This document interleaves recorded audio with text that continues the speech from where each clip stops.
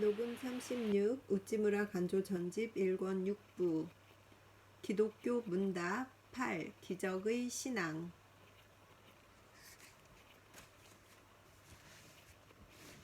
잠깐 기도하고 기적의 신앙 읽겠습니다. 주님의 은혜를 감사드립니다. 이제 1권의 마지막 챕터인 기적의 신앙에 대해서 읽게 되었습니다. 주님, 이 리딩 과정 중에 함께 하여 주시어서 여기까지 잘 진행하게 하여 주신 은혜를 진심으로 감사드립니다. 저에게 있는 한 가지 소원, 단 한 사람이라도, 단 한 분이라도 이 리딩을 통하여서 그들의 신앙이 정립되고 또 도움이 되고 그들의 신앙이 성장해 가는데 이 리딩이 조금이라도 도움이 될 수 있기를, 그런 분들이 어디엔가 살고 있다가 언젠가 이 리딩을 듣게 되었을 때 제가 우찌무라 간조 선생을 정말 그 성경의 진짜 참고서를 쓰신 분이라고 생각할 만큼 존경하게 된 그 기쁨을 같이 누릴 수 있기를 간절히 바라고 기도합니다. 주님 은혜를 주시어서 끝까지 잘 읽어낼 수 있도록 하여 주시옵소서. 감사드리며 예수님 이름 받들어 기도드립니다. 아멘. 드디어 1권의 끝입니다. 너무 기분이 좋습니다. 자, 8 기적의 신앙입니다. 기적이 없으면 종교도 없다. 기적의 부정은 곧 종교의 부정이다.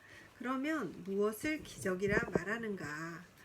그 외형에 있어서는 기이한 일이다. 그 내용은 영의 활동이다. 영 그 자체가 기적의 가장 큰 것이다. 그러므로 기적은 무사의 사람만이 능히 이것을 행할 수 있다. 그리스도의 기적은 모두 사랑의 발로였다. 하나님을 믿을 때 자연은 모두 기적으로 해석하게 된다. 그럼에도 불구하고 과학은 이것 때문에 그 연구의 정신을 잃지 않는다.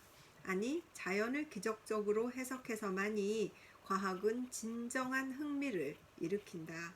이 신앙이 있으므로 세상에 무서울 것이 전혀 없게 된다. 문, 나는 당신이 기적을 믿으시는 것을 미리 알고 있으므로 기적은 무엇인가? 당신이 이것을 믿으시는 이유, 이것을 믿어도 근세 과학과 충돌하지 않는가? 오늘은 이러한 점들에 대해 당신에게 묻고 싶습니다. 답, 알았습니다. 나는 참으로 기적을 믿습니다. 기적을 믿지 않고서는 기독교를 믿을 수가 없습니다. 아니, 기적을 믿지 않고서는 어떤 종교도 믿을 수 없습니다.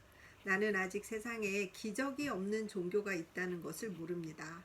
그런데 현대인은 기적을 믿기 어렵다 하는 이유로 이학 종교라든가 윤리 종교라는 것을 부르짖어 기적이 없는 종교를 만들려 하나, 그러나 그러한 것이 종교의 역할을 하지 못함은 누구나 알고 있습니다.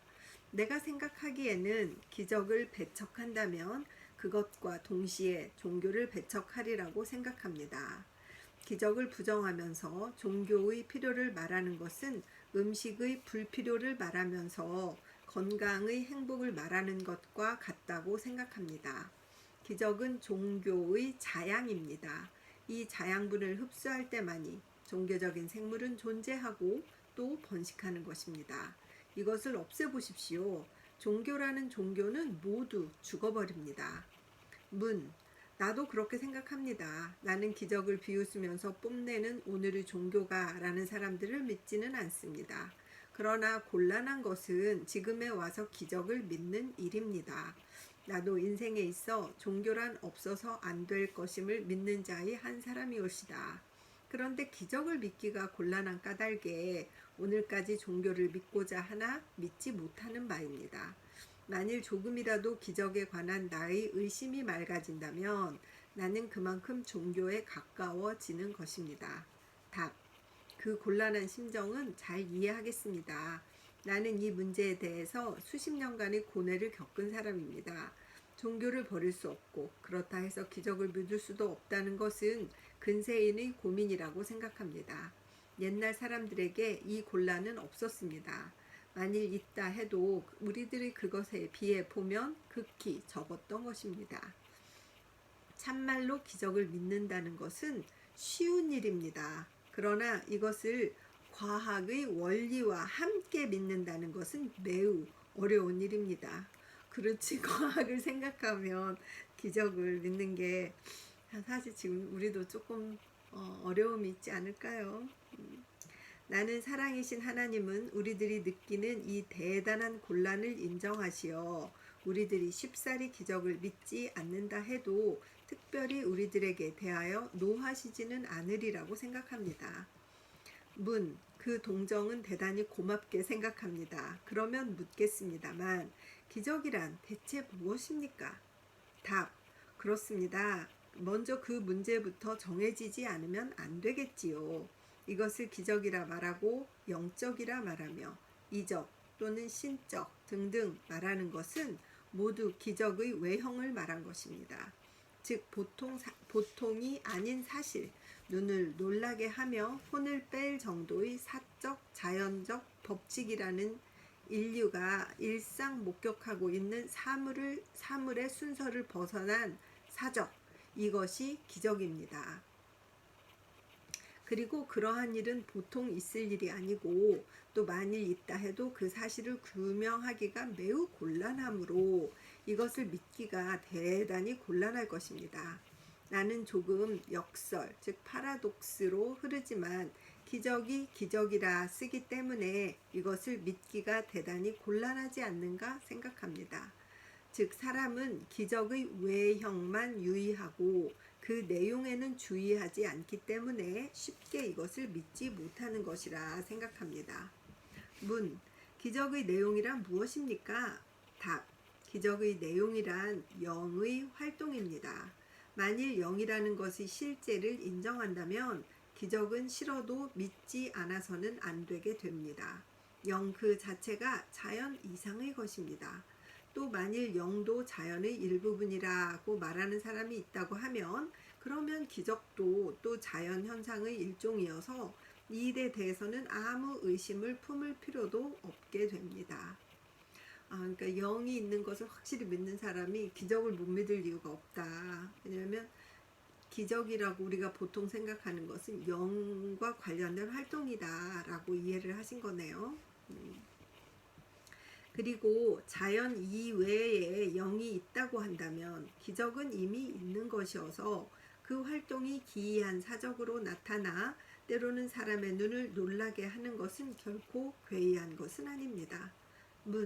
좀 더 그 일에 대해 자세히 설명해 주십시오. 답, 물론 이것은 철학상 대문제입니다. 자유의지를 가진 영이란 것이 있느냐 없느냐, 이 문제를 충분히 검토하려면 스피노자, 라이프찌니, 칸트, 헤겔, 쇼펜하우어, 그 밖의 대철학자를 모두 불러오지 않으면 안 됩니다. 그러나 이것이 반드시 대철학자의 판단을 기다리지 않으면 해결이 되지 않는 문제는 아니라고 생각합니다. 자유의지는 자유의지입니다. 즉 외계의 아무런 것의 속박도 받지 않고 그 위에 초연한 것입니다. 사람은 떡으로만 사는 것이 아니다. 정의, 진리, 하나님, 사랑, 이것은 전 세계보다도 더 귀중한 것이다. 사람은 몸을 처하는 데 있어 그는 바람의 방향이나 세상의 조류에 주목해서는 안 된다. 영에는 영계의 법칙이 있어 사람은 이 자유의 율법에 따라서만 심판받는 자라고. 이것이 자유의 정신입니다. 자유의지를 철학적으로 어떻게 설명하든 자유란 그런 것입니다. 그리고 자유가 있는 곳에는 기적을 행할 수 있는 능력이 있습니다. 사람이 사람된 특권을 행사할 때 그는 기적의 가능성을 의심치 않습니다. 그가 하나님의 아들됨을 잊고 단지 자연의 아들이라고만 생각할 때 그는 기적의 유무에 대해 그의 마음을 대단히 번거롭게 합니다. 그것은 알았습니다. 그러나 만일 영의 활동이 기적의 내용이라면 어찌하여 기적이 좀 더 보통으로 행해지지 않습니까? 참 그것이 궁금하죠. 그것이 알고 싶다. 영의 활동이 기적의 내용인데 어째서 기적이 좀 더 보통적으로 행해지지 않는 것이냐. 궁금하네요. 사람은 그 자신이 기적이라면 그가 있는 곳에 기적은 반드시 행해져야 마땅치 않습니까? 답. 그렇습니다. 어떤 의미로 말하면 사람이 있는 곳에 반드시 기적이 행해지고 있습니다. 그러나 그것은 지금 여기에서는 말씀드리지 않겠습니다. 나는 당신이 말하는 기적, 즉 성서에 쓰여 있는 그러한 기적, 그것이 왜 보통으로 일어나지 않는가, 이 일에 대해 말씀드리지요. 그리고 그 이유는 찾기 어려운 것이 아닙니다. 어떤 때 제자가 그리스도를 향하여 왜 그들도 스승과 같이 기적을 행할 수 없는가 하고 물었을 때 그리스도는 이렇게 대답했습니다. 마태복음 17장 20절, 너희 믿음이 적은 연고니라. 진실로 너희에게 이르노니 너희가 만일 믿음이 한 겨자씨만큼만 있으면 이 산을 명하여 여기서 저기로 옮기라 하여도 옮길 것이요 또 너희가 못할 것이 없으리라. 믿음이란 이런 경우에는 영의 능력입니다. 이것은 사람이 만물의 영장으로서 하나님으로부터 주시는 특권으로 받은 것이어서 이 능력으로서 한다면 그 자연계 위에 하려고 할 때 못할 것이 없다는 것입니다. 그런데 인류는 하나님을 떠남과 동시에 이 능력을 잃었던 것입니다. 그는 지금은 자연의 노예가 되어 그러한 능력이 그의 손안에 있다는 것을 들어도 이것을 황당무계라 하면서 전적으로 배척하게 되어 있습니다. 만물의 영장으로 태어난 사람이 죄를 지어서 만물 속으로 들어갔으니까 그 위에 있어야 할 활동, 기적이 만물 밑으로 들어가 있어서 나타나지 않는 것이다 라고 이렇게 기적에 대해서 설명하셨네요. 그는 지금 자연을 지배하는 자가 아니라 그 속박 가운데서 고생하는 자입니다. 그러나 그러한 환경은 그 스스로가 만든 것이어서 그는 원래 그러한 노예가 될 수는 없는 자였습니다. 그리고 그리스도가 세상에 오신 한 가지 큰 목적은 인류에게 이 최초의 특권을 다시 부여하기 위함입니다. 그리스도가 오신 이유는 우리가 만물의 영장이었던 그 수준으로 다시 돌려놓기 위해서, 그 특권을 다시 부여하기 위해서 오신 것이다, 이런 말씀이네요. 즉 그리스도 자신이 늘 자연 위에 초월하여 그 속박을 받으시지 않은 것 같이 우리는 그를 믿고 그를 사랑하는 자에게도 이 같은 능력, 즉 세인으로 말하면 기적의 힘을 주기 위함입니다. 인간이란 이렇게도 귀한 존재입니다. 그는 오척의 몸 가운데 최근에 발견한 라듐도 미치지 못할 정도의 괴상한 힘을 갖춘 자입니다. 그리스도가 인류에 대하여 믿으신 것은 우리 인류의 상상 밖입니다. 기적의 내용은 귀하의 설과 같다 하고 그 외형은 역시 기적, 즉 기이한 일입니다. 그리고 만일 그것이 믿을 수 있는 사실이라면 세상의 사실로서 믿기 어려운 것이라고는 없게 되는 것이 아닙니까? 답. 그것은 그렇지 않습니다. 사물에 참과 거짓이 있음은 아시는 바입니다. 진정한 애국심이 있습니다. 허위의 애국심이 있습니다. 나라의 이익을 꾀한다 해서 그것이 모두 애국심이라고는 단정할 수 없습니다. 기적도 또한 그와 같습니다. 진정한 기적이 있습니다. 허위의 기적이 있습니다. 그 외형의 기적이 있다 해도 그것은 이름만의 기적이요, 우리들 기독교 신자가 말하는 기적은 아닙니다. 그러면 어떻게 기적의 진위를 가릴 수 있습니까? 답. 그 정신에 들어가서입니다. 마치 애국심의 진위를 구별하는 것과 같은 것입니다. 명예와 영달을 목적으로 하는 애국심은 비록 몸을 나라를 위하여 죽인다 해도 그것은 실상 허위의 애국심입니다. 진정한 애국심에 자기라는 관념은 전혀 없을 것입니다. 내가 비록 국적이란 누명을 쓰고 죽었을지라도 나라를 위하여 힘 다하려는 것이 진정한 애국심입니다. 그와 같이 이상한 일을 하는 것이 반드시 우리가 말하는 기적은 아닙니다. 바로의 마술사는 모세에 못지않은 기적을 연출하였습니다. 출애굽기 7장 이하. 그러나 그것이 기이한 일이라 해서 우리가 이것을 기적이라고 일컫지는 않습니다. 참된 기적에는 참된 애국심에 있어서와 같이 자기라는 관념은 전혀 없습니다. 그리고 우리 기독교 신자가 믿는 기적은 사랑의 표시인 기적입니다. 그러면 당신은 하나님이든지 또는 하나님께 성결함을 받은 자가 아니면 행할 수 없는 일이라 말씀하시는 것입니까? 답, 그렇습니다. 세인의 기적에 관한 생각은 이 점에 있어 크게 틀립니다. 그들은 기적이 만일 행할 수 있는 것이라면 누구나 행할 수 있는 것으로 생각합니다. 그러나 결코 그렇지 않습니다. 기적은 사심이 없고 욕심이 없는, 자기를 위해서는 아무것도 구하지 않는 사람이 아니면 결코 행할 수 없는 것입니다. 그렇군요. 기적은 자기를 위해서 구하는 것은 기적이 아니군요. 이것은 전에도 말씀드린 대로 그러한 능력은 만일 주어지는 것이라면 그러한 사람에게만 주어지는 것입니다.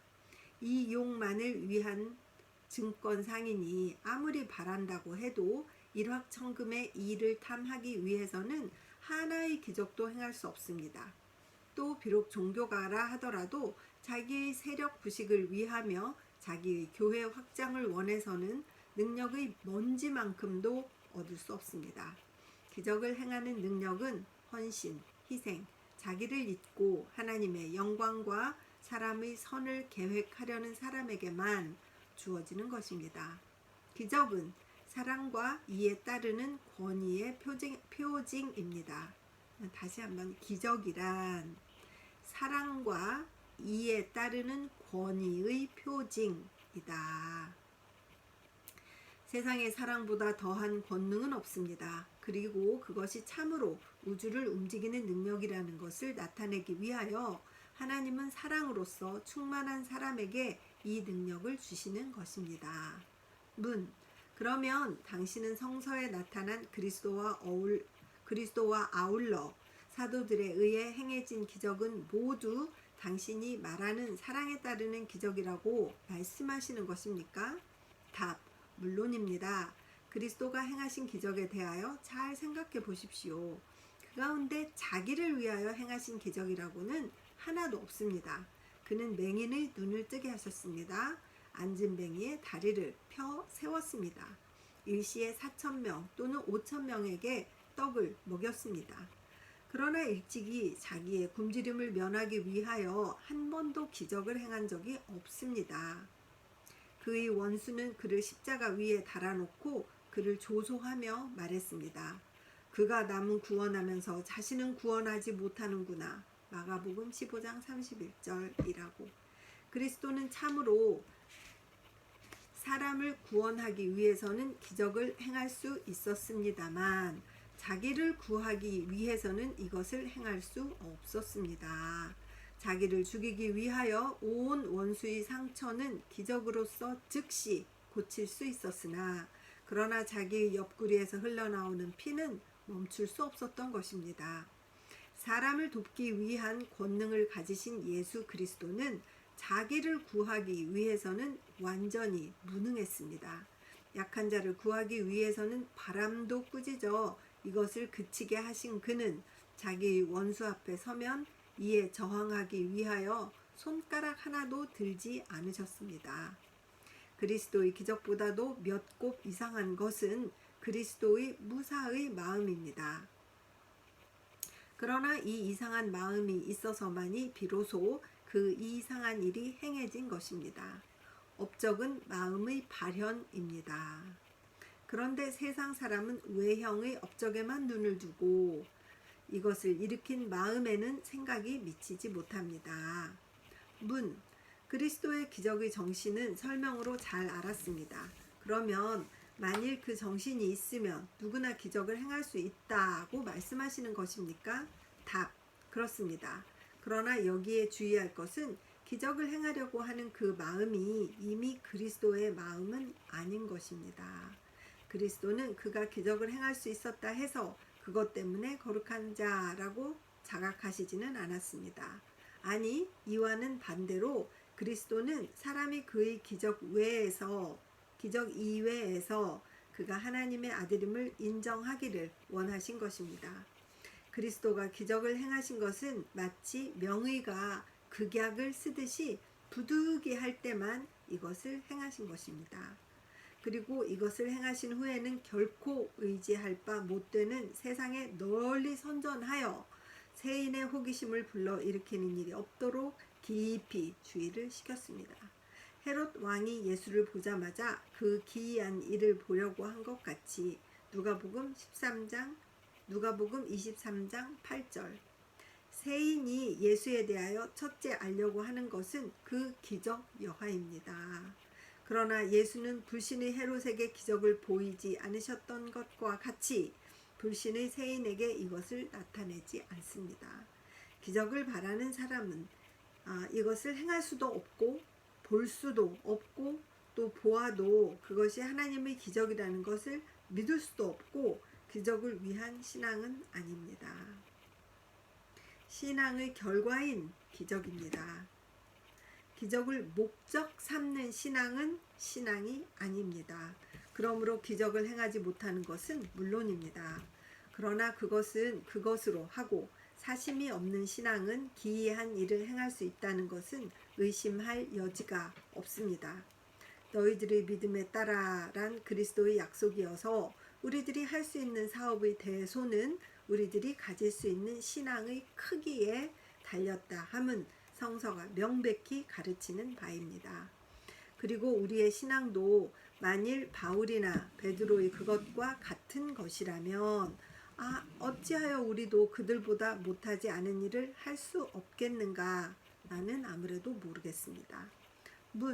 그러면 만일 당신도 베드로의 신앙이 있으면 당신은 베드로와 같이 나사렛 예수의 이름으로 걸어가라는 한마디로써 안진뱅이를 일으켜 서게 할 수 있다고 믿으시는 것입니까? 답, 희귀한 질문입니다. 그러나 단지 호기심으로 나온 질문으로 믿지 않고 대답하겠습니다. 그 경우 나도 베드로만한 일을 할 수 있으리라 생각합니다. 그러나 이것을 성취하는 방법에 이르러서는 20세기에 태어난 내가 1세기에 존재한 베드로대로 하느냐 않느냐는 별 문제입니다. 안진뱅이를 치료하는 방법이 반드시 큰 소리를 지르는 것에 그치지 않습니다. 하나님은 시대를 따라 여러 가지 방법으로 병자를 치료하십니다. 그리고 베드로의 경우에 있어서와 같이 내가 어떤 안진뱅이를 고침으로 말미암아 하나님의 영광이 크게 나타나 그것 때문에 온 세계가 그리스도의 구제의 능력을 인정하게 되는 경우가 생긴다고 하면 나도 어떤 방법으로든 이 병자를 고치는 능력이 주어지리라고 생각합니다. 혹은 이 종류의 병자를 치료함으로 유명한 오스트레일리아의 어떤 의사가 가진 그 같은 비결이 내게도 나타날는지 모릅니다. 혹은 신경작용으로 베드로의 기적을 능가하는 기적이 나를 통하여 행해질는지도 알 수 없습니다.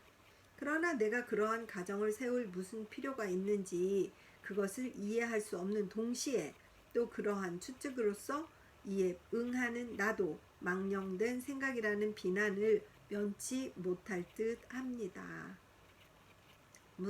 주의하신 말씀은 잘 알았습니다. 그러나 내가 특별히 알고 싶은 것은 만일 당신의 설명이 틀림없다면 자연과 기적과의 구별이 사라져 버리지 않습니까? 무엇이 자연이고 무엇이 기적이냐가 전혀 알 수 없게 되어버리지 않습니까? 만일 의술에 의한 것도 기적이라 한다면 그러면 기적 문제는 소멸되고 마는 것이 아닙니까? 답, 흥미가 있는 질문입니다. 참으로 자연과 기적과는 그 외형으로는 조금도 다르지 않다고 생각합니다. 일찍이 헉슬리 박사가 말한 바와 같이 기적이 만일 있다고 한다면 이것도 역시 자연적 현상으로 연구해야 할 것이겠지요.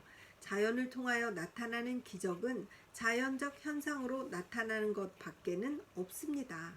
벳세다 들에서 떡과 물고기를 가지고 그리스도에게 기적적으로 먹은 5천 명의 남녀는 그 떡과 고기의 유래에 대해서 아무 지식도 없으리라고 나는 생각합니다.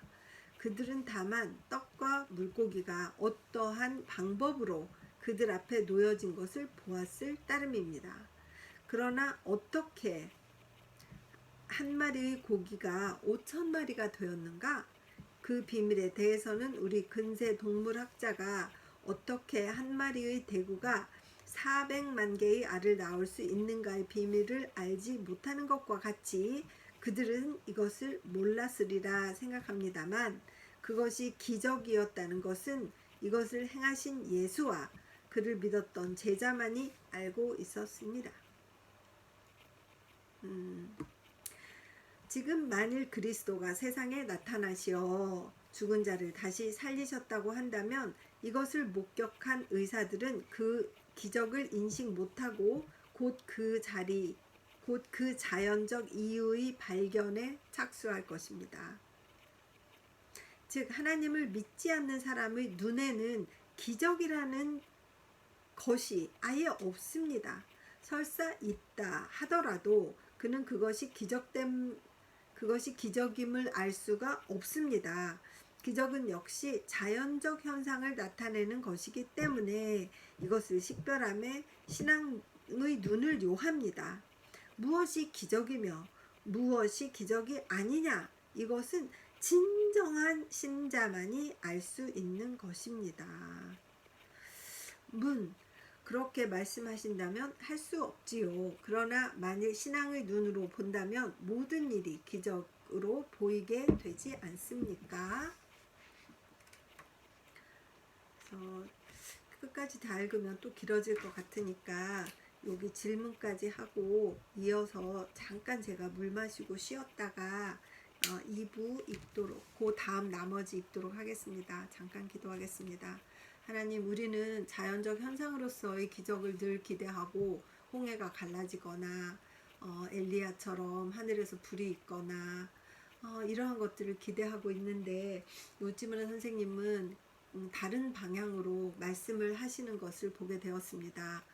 좀 어려운 내용이지만 깊이 잘 생각해서 이해를 잘 하고 읽어나갈 수 있도록 주님 도와주시옵시고, 이것을 듣는 단 한 사람의 마음이라도 주님께서 반드시 움직여 주시기를 간절히 바라옵고 기도드립니다.